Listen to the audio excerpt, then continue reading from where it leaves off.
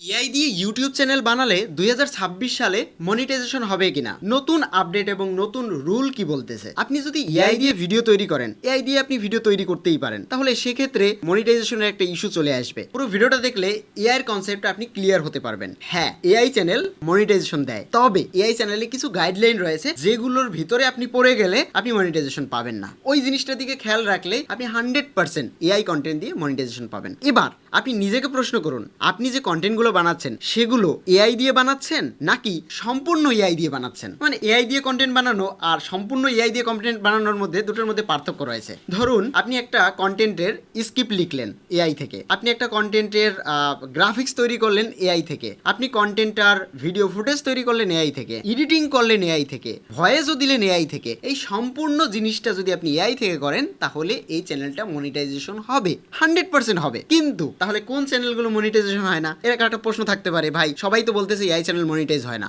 100% AI channel monetize হয়, তবে এই কন্টেন্টগুলোর ভেতরে কয়েকটা জিনিস আপনাকে খেয়াল রাখতে হবে। প্রথমত, লো এফোর্ট, মানে আপনি যে কন্টেন্টটায় কোনো এফোর্ট দেননি এই ধরনের কন্টেন্টগুলোতে মনিটাইজেশন দিবেন না। প্রথমত আপনাকে দেখতে হবে আপনি যে কন্টেন্টটা তৈরি করেছেন সেটাতে আপনি লো এফোর্ট দিয়েছেন কিনা, মানে আপনি কোনো এফোর্টই দেননি, সম্পূর্ণটাই অটোমেশনে। তাহলে সমস্যাটা কোথায় আসলে, মানে মনিটাইজেশন কেন দিবে না এআই চ্যানেলে? তো এটা একটা প্রশ্ন হতে পারে। একটা জিনিস স্বাভাবিকভাবে ভাবুন, আপনি যে কন্টেন্টটা তৈরি করেছেন সেটা আপনি আপলোড করলে ভালো একটা রেসপন্স পাবেন, ভালো ভিউজ আসবে, ইউটিউব দেখবে আপনার চ্যানেলে যে ভিডিওগুলো আপলোড করতেছেন সেই ভিডিওগুলো আসলে কি থেকে বানাচ্ছেন। আপনি যদি এআই থেকে বানান ইটস ওকে, এটা ন্যাচারাল, কিন্তু আপনার ওই কন্টেন্টটা, ধরুন আপনি এআই থেকে একটা স্ক্রিপ্ট বানিয়েছেন, এবার এআই থেকে ভয়েসও তৈরি করেছেন, এবার ইমেজ তৈরি করেছেন, তারপর একটা ভিডিও তৈরি করেছেন, আপলোড দিয়ে দিয়েছেন, ইটস ওকে। এবার যখন পরের দিন আবার ওই সেম টেমপ্লেট, সেম ধাজে, সেম নিয়মে, সেম রুলে, সেম টপিকে বা সেম টাইপে আরেকটা ভিডিও আপলোড করবেন এআই থেকে, সেটাও গুড। বাট এইভাবে যখন কন্টিনিউ আপলোড করতে থাকবেন আপনি একটা ভালো ভিউজও জেনারেট করতে পারবেন, কিন্তু আপনার টপিক আলাদা বাট আপনার তৈরি করা ভিডিওর ফরম্যাট একই, তাহলে ওই চ্যানেলগুলো মনিটাইজেশন হবে না। মানে ধরুন আপনি আজকে তৈরি করলেন এআই একটা কন্টেন্ট তৈরি করেন, কালকেও এআই কন্টেন্টটাই তৈরি করলেন কিন্তু টপিক আলাদা, এটা করতেই পারেন। কিন্তু এই কন্টেন্টটায় যদি আপনার একই রকমের টেমপ্লেট হয়, একই রকম মিনস ধরুন আপনি একটা ক্যাটের রেস্কিউ ভিডিও বানাবেন, এবার ওই ক্যাটের রেস্কিউ ভিডিও আজকে বানিয়েছেন, কালকে আপনি ডগের রেস্কিউ ভিডিও বানিয়েছেন, পরের দিন আপনি জিরাফের রেস্কিউ ভিডিও বানিয়েছেন, কথার কথা AI content.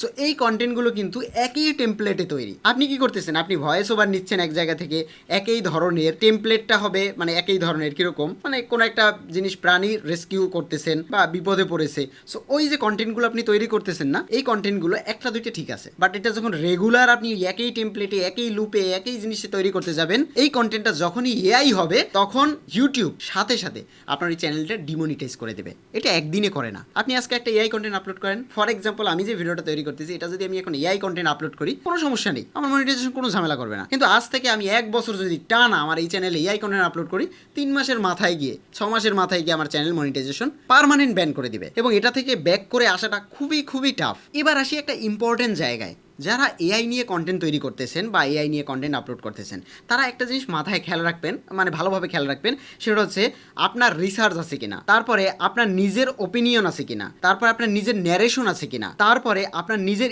Editing, story telling আছে কিনা, প্রত্যেকটা ভিডিওতে ভিউয়ারের জন্য আলাদা আলাদা ভ্যালু আছে কিনা। মানে আপনি আজকে যে ভিডিও বানাচ্ছেন, মানে এআই কন্টেন্টগুলো যেন বোরিং না হয়ে যায়, আপনি আজকে একটা মেসেজ দিলেন, কালকে আরেকটা মেসেজ দিলেন, ভিডিওগুলো টোটালি যেন আপনার মতো করে হয়, যেন সেটা অটোমেটিক না হয়, অটোমেশন জেনারেশন না হয়। মানে এআই কন্টেন্ট কোনটা আর নিজের থিঙ্কিং কন্টেন্ট কোনটা, এটা কিন্তু ইউটিউব এখন বুঝে, এবং ইউটিউব এখন ম্যানুয়ালি চেক করে না, এটা সব থেকে বড় সমস্যা। আমি আপনাকে 3টি টাইপ বলতেছি, type 1 risky, type 2 better, type 3 extreme, মানে কোনো রকমের ঝামেলা নেই। রিস্কি কন্টেন্ট কোনগুলো? সেগুলো হচ্ছে আপনি AI voice, stock image, copy করা স্ক্রিপ্ট, একই ফরম্যাটে প্রতিদিন 10টা ভিডিও, 5টা ভিডিও, এবং অরিজিনাল কন্ট্রিবিউশন খুব কম, এই জিনিসগুলো নিয়ে যখন কাজ করবেন এটা একটু risky. Number 2 better. Better content কোনগুলো? বেটার কন্টেন্ট হচ্ছে ধরুন আপনি এআই দিয়ে রিসার্চ করলেন, এআই দিয়ে সাহায্য নিলেন, এরপরে স্ক্রিপ্টটা আপনি নিজে এডিট করলেন, নিজে ভয়েস দিলেন, ফুটেজও নিজে দিলেন, তারপর হচ্ছে নিজে গ্রাফিক্স ব্যবহার করলেন, এটা ঠিক আছে। আপনি এআই এর সাহায্যে কয়েকটা জিনিস তুলে আনলেন,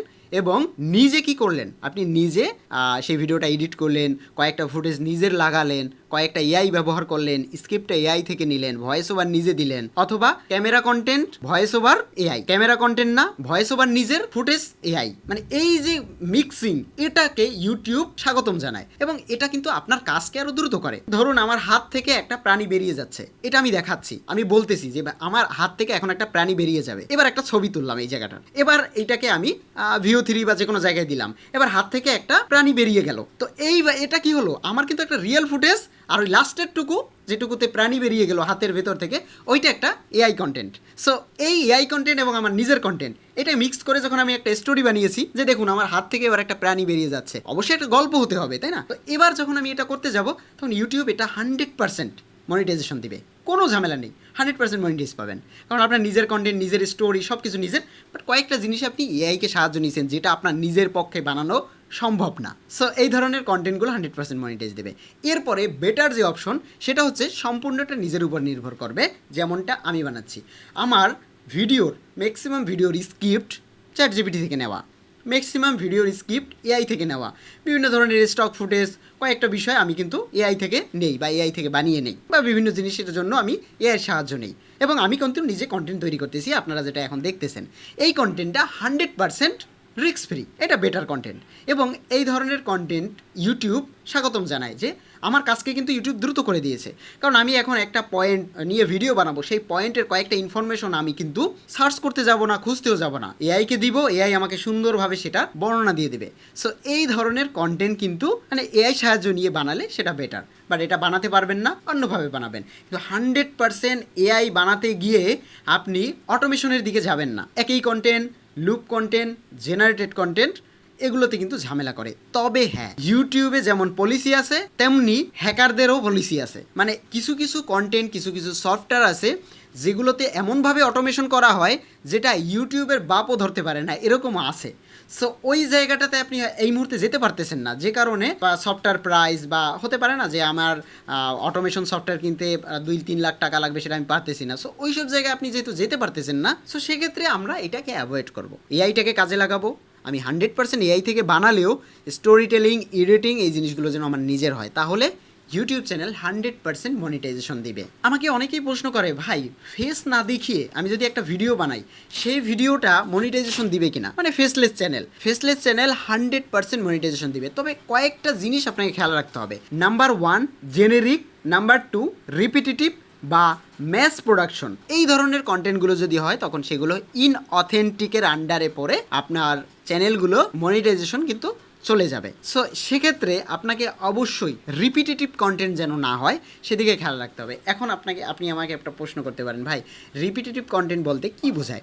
রিপিটেটিভ কন্টেন্ট বলতে বোঝায় আপনি যখন একটা কন্টেন্ট তৈরি করবেন বা একটা কন্টেন্ট আপনি আপলোড করতেছেন ইউটিউবে, সেম কন্টেন্ট আপনি আবারও আপলোড করতে পারবেন, কিন্তু সেই কন্টেন্টটা দুইটার যেন একটু স্টোরি টেলিং থাকে, মানে এই কন্টেন্টের জন্য একটা গল্প থাকে। এইভাবে যদি আপনি কন্টেন্ট তৈরি করেন তাহলে ওই কন্টেন্টে কোনো সমস্যা নেই, সেটাতে ফেসের কোনো দরকার নেই। আপনি ক্যামেরা থেকে ভিডিও বানালে, এটা অনেক চ্যানেল আছে এভাবে কাজ করে, বাট ফেস দেখায় না। সো ফেস ইম্পর্টেন্ট না, ইম্পর্টেন্ট আপনি কন্টেন্টে কী দেখাচ্ছেন এবং কন্টেন্টটা আপনি কীভাবে বানাচ্ছেন। আমি এই টপিকে আরও 3টা ভিডিও বানাবো।